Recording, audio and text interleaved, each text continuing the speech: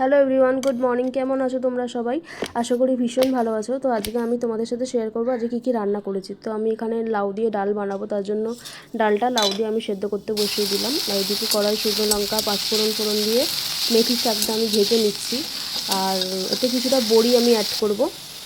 আর তাছাড়াও আমি রান্না করবো বাঁধাকপির তরকারি। তো তার জন্য বাঁধাকপি আর ওটা আমি আগে থাকতেই সেদ্ধ করে রেখে দিয়েছি।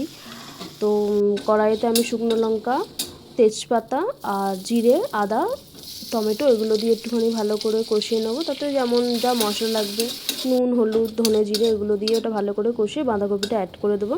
এদিকে আমার ভাতটাও দেখছি ফুটে গেছে।